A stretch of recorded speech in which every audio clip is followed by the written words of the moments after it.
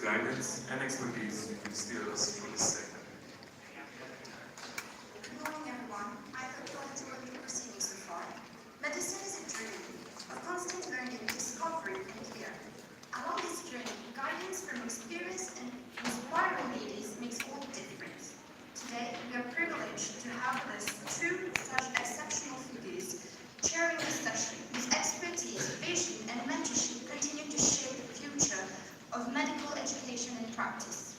One of these distinguished leaders is Dr. Sushil Dawka, an accomplished surgeon and medical educator currently serving as Professor of Surgery, Program Director, and Quality Assurance Officer at SSR Medical College.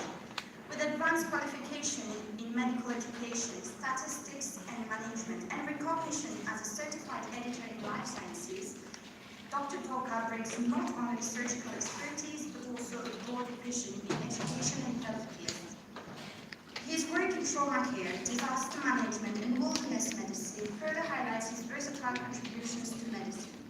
It gives me great pleasure to warmly invite Dr. Sushil Dawka to take his chair.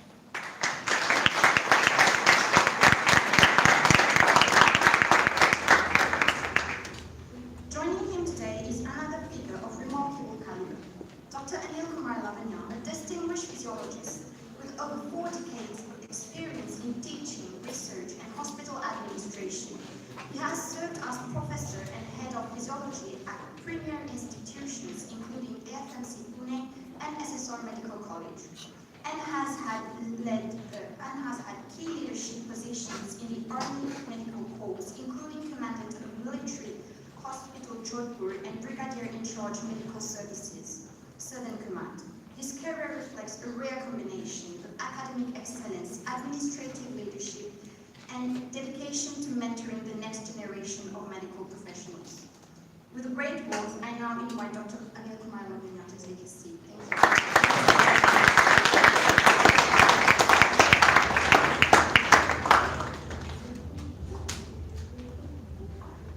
Without any further ado, let us proceed to welcome our distinguished keynote speaker, who will be sharing his invaluable insights with us. Dr. Mishra holds an MBBS and MD degree and have been working as a senior consultant at Welkin Hospital since January 2011. Prior to this, from June 2002 to January 2011, he served as a specialist and lead senior specialist in medicine with the Ministry of Health Government of Mauritius. Between 1999 and May 2002, he worked as a senior registrar in medicine at Welkin Medical College and Suburban Hospital, as well as at DDU Hospital in New Delhi. He is also a life member of the Association of Physicians of India. Ladies and gentlemen, please join me in welcoming Dr. Mishra on stage to deliver the keynote.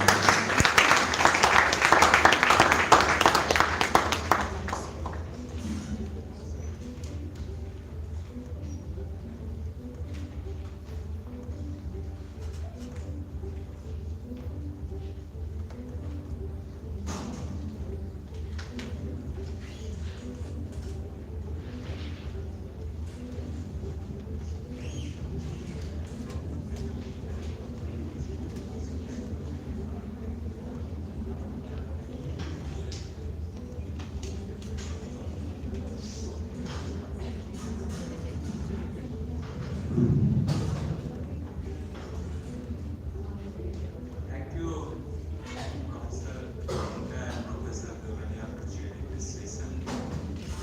Thank you, Professor Derek, for your excellent presentation. When Professor Banerjee has asked me to present for this session, I told him I don't have any research paper for now. So I will go to discuss case, which is always a research. So I am going to present today managing different clinical scenario in different clinical situation. Hope for the student you will like this, you will enjoy this. How to do this?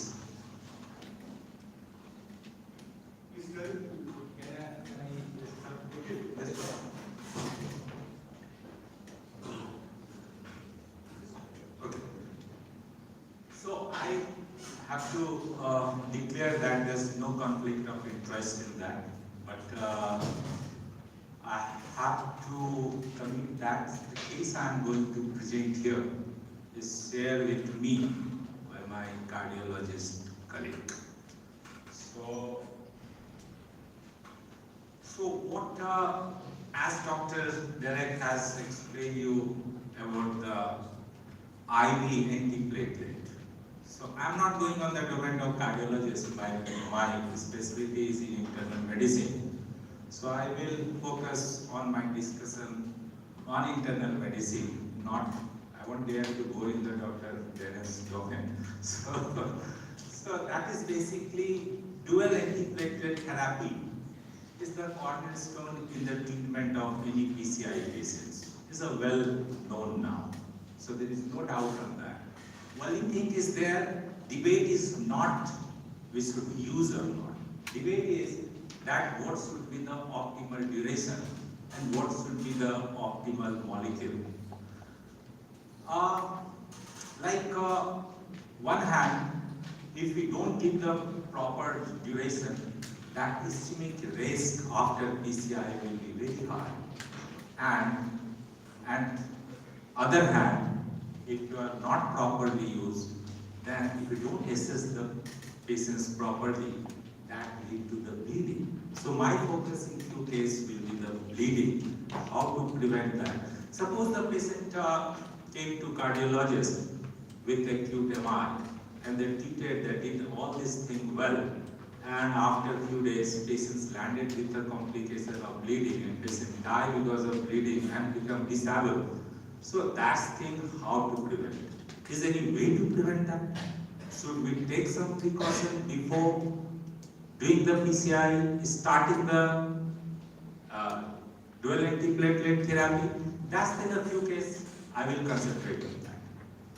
So what the issue is there? Most of research and most of paper published regarding that DPA therapy. DPA therapy I will use for the double antiplatelet therapy and so on. So, but this other part of the bleeding has not given the proper stress on that. So no randomized controlled trial has been done to give the guideline, proper guideline. If you see, which I am going to discuss, there is no proper guideline. We have guideline, but it's not the proper guideline which can guide us properly. So, you know that at least 20% of the PCI patient who is going for PCI or underwent PCI having a high bleeding risk. So it's a significant number. So who are these patients who are the high risk bleeding patient? The patient whose age is more than 75 years, patients is on oral anticoagulation, planned surgery within the 12 months, any history of bleeding or stroke, anemic patient, if patient is having chronic renal failure, cancer patient, and so on. Is really matter to consider bleeding before doing PCI? Yes, it's important. Because around 4 to 8% patient experience bleeding related hospitalization. This figure is not absolute. If you go in different literature, you may get very from somewhere in the 4 to 10%. So it's a significant numbers of bleeding related to double antiplatelet therapy.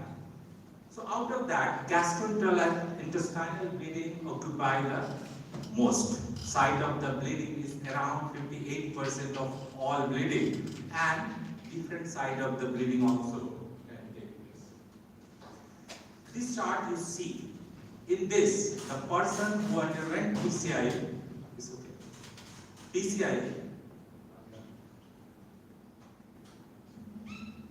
and on double antiplatelet therapy, the bleeding site, gastrointestinal bleeding is the most common site, urogenital and epistaxis and so on. But if you see the mortality and death, which is most common with the intracranial bleeding, that's usually out of all 43% may die because of the intracellular bleeding, who is on DPT. So as I told you, my focus on the other part, medical part, where the cardiologist leave there after PCI. What will be the consequence of the bleeding? Yes, of course it will increase the mortality. It's reduce the quality of life, patient may become disabled. Or, of course, they will become the non-adherence to double antiplatelet, which lead to another cardiac event. So why bleeding increase the potential mechanism of higher mortality and mortality associated with bleeding? There are certain factors. First, once the bleeding is there, you are going to stop the antiplatelet, that lead to ischemic event again. Second thing is there, any bleeding is an inflammatory process. So that lead to again inflammatory status. That thing is there, bleeding can lead to hypotension that may cause the other problem, including the cardiac issue. And once bleeding is there, you may need to give the transfusion to the patient. That again can cause the problem transfusion related. So it's a vicious cycle. So let me now present to you the first case. Let's discuss this. This was the 47-year male who was in the weight losing program, presented to ER department with a chest pain. So ECG was done, that was suggestive of the Welkin syndrome. The cardiologist involved, cardiac echo was done. That's for the moderate left ventricular dysfunction with severe hypokinesia of the left anterior descending LAD. So cardiac marker was very high. Coronary angio revealed that the critical mid LAD and the diagonal one bifurcation disease. So they went for the drug-to-drug eluting scan. That's the protocol we do the cardiac. I'm not going on that. So patient was well. Patient was asymptomatic. After 3 days, patient was discharged on aspirin, ticagrelor, rosuvastatin, and other supportive treatment. And what happened? Patient went for day. Patient came back to emergency. What? Patient came with the headache and confused state. So of course, what we will do? We will do the CT scan with the electrolyte thing. So we did the CT scan and you found that patient has bleeded significantly in the right frontal lobe with a mass effect of the 4 millimeter of the shift. So what to do? As the protocol, there is time you can decrease, but you can't stop this. Once you stop, patient with his nose again, ischemic event happen.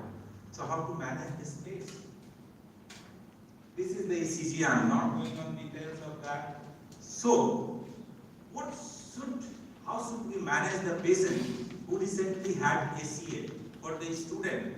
So ACA, patient need to be on dual antitherapy, at least depending upon which type of stent is there, duration and so on.